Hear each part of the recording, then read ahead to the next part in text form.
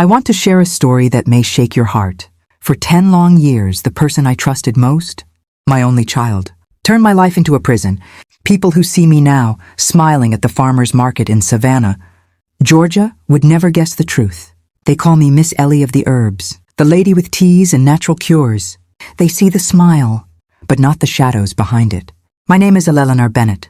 I'm 72 years old. My life has been sacrifice, resilience, and secrets carried for decades. I raised my only son alone. His father abandoned me before he was born. At just 19, I was left with nothing except the will to give my baby boy a better life. My childhood was marked by loss. My mother died early. My father was distant. Affection was something I longed for, but rarely received. So when I held my newborn, I swore he would never doubt his mother's love. I worked in a textile factory, long hours, aching hands, tired eyes, just to keep food on the table. Every morning I woke at 5, cooked breakfast, packed his lunch, took 2 buses to work, came home exhausted, yet still cooked, cleaned, and helped with homework. Weekends gave us small joys, ice cream in the park, secondhand books, a little toy when I could afford it. Every coin I saved was for him, for his shoes, his school supplies, his future. When he said, "Mama, one day I'll take care of you," those words gave me strength to endure another week. To everyone else, he was polite, respectful. Teachers said he caused no trouble. Neighbors saw him smiling, helpful, and I believed I had raised a good man. But as he grew older, things began to change.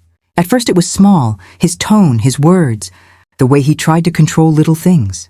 I told myself I was overthinking, but over time, I could not ignore it. Then in my 50s, life struck me down. One morning at the factory, a crushing pain hit my head. The world spun. Darkness. When I woke, I was in a hospital bed. The doctor looked grave. "You've had a stroke," he said. Half my body was weak. I couldn't walk properly, couldn't dress myself. My independence, gone. That's when my son stepped forward. "Don't worry, Mama," he said. "You took care of me my whole life. Now it's my turn." I believed him. I thought my sacrifices had meaning. I thought love had returned to me at last. But I was wrong.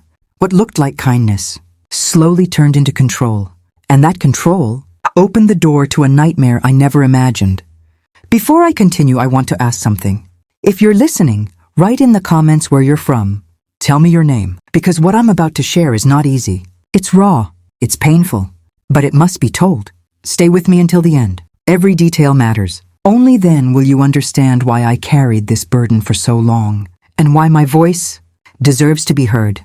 At first, life after the stroke seemed hopeful. My son brought me meals. He helped me dress. He made sure I took my medicine. I felt grateful. I told myself, God has blessed me with a devoted child. But slowly, things began to change. He started deciding what I could and couldn't do, who I could talk to, when I could leave the house, even what I could eat. At first I thought it was love. He was just being protective, I told myself. But soon, the tone of his voice grew sharper.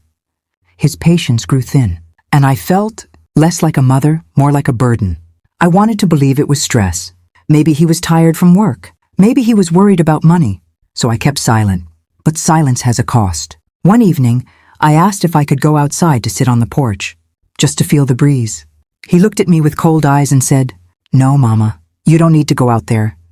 Stay inside." It was such a small thing, but the way he said it chilled me. Day by day, the house became my prison. The curtains stayed closed. The doors stayed locked. Phone calls from old friends, unanswered. He told them I was resting. He told them I didn't want visitors. But the truth was, I was never given the choice. At night, I would lie in bed, staring at the ceiling, wondering what had happened to the boy who once promised to protect me. The boy I had sacrificed everything for. I told myself to be patient. Maybe tomorrow he would be kind again. Maybe tomorrow he would smile like he used to. But tomorrow never came.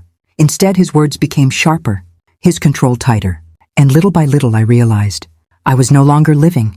I was only surviving. If you've ever been through something like this, you know how heavy that silence feels. It's not just the body that's trapped. It's the soul. And yet I held on. Because deep down, I still hoped that somewhere inside my son, the boy who once held my hand in the park, was still there. The days turned into weeks, the weeks into months, and the months into years. I stopped counting birthdays. I stopped celebrating holidays. Time blurred together inside those four walls. My son had full control now. He kept my money. He decided what I could eat, what I could wear, what I could say. I told myself, this is just how it has to be. At least he's here with me. At least I'm not alone. But deep down, I knew the truth. I was alone. More alone than I had ever been. Sometimes he would look at me, and I didn't recognize his eyes anymore. There was no warmth, no love, just control. If I asked a question, he snapped. If I disagreed, he shouted.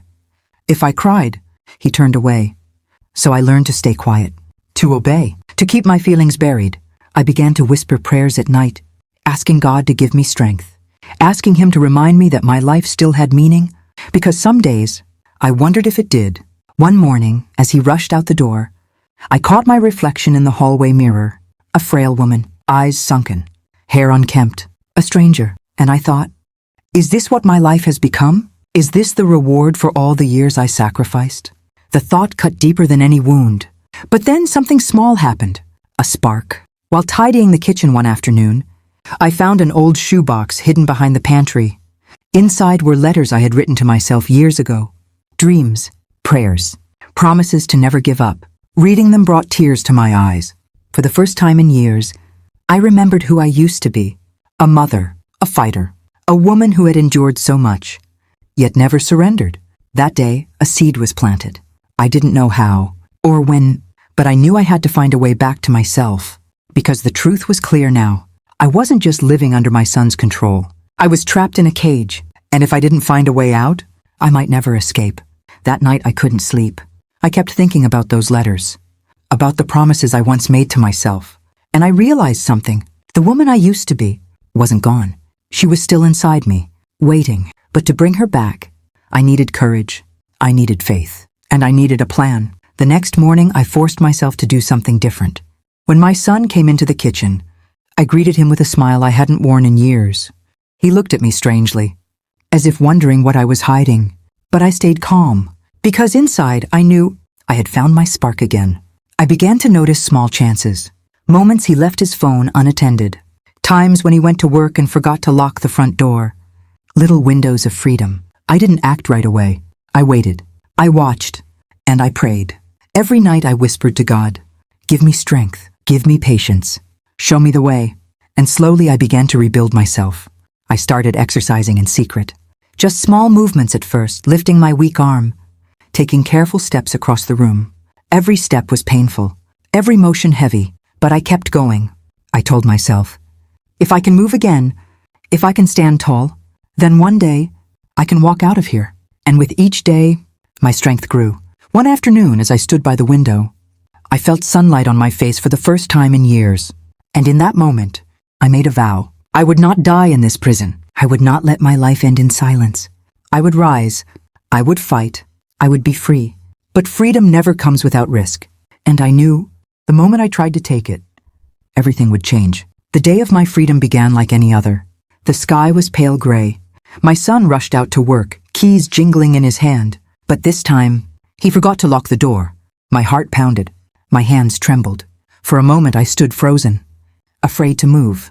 Then I remembered the letters, the promises, the vow I had made to myself. I reached for my cane, steadying my weak leg. One step, then another. Slow, painful steps toward the door. The sunlight poured in like a flood. It felt warm, alive, real, and I crossed the threshold. For the first time in 10 years, I breathed fresh air without permission. Tears streamed down my face, but I kept walking, down the path, past the mailbox, out onto the street. Every step felt like a victory. A neighbor saw me. Her eyes widened. "Miss Ellie?" she said. I nodded, unable to speak. She came running, put her arm around me, and whispered, "You're safe now." That afternoon, with her help, I called the authorities. I told them everything. It wasn't easy. It wasn't pretty. But it was the first step toward taking my life back. Now, years later, I'm free. I live in a small apartment near the river. I tend a garden. I teach women about herbs and healing. And I tell my story, because silence hides suffering and speaking breaks the chains. If you're listening to this and you feel trapped, please hear me. You are not weak. You are not worthless. You are not alone. There is a life beyond the cage. There is hope, and there is freedom. This is my story. It's not just about pain. It's about survival. It's about finding the courage to rise again. My name is Eleanor Bennett. I am 72 years old, and I am free. Thank you for listening. May my words give you strength, and may you find your own sunlight. No matter how dark it seems today,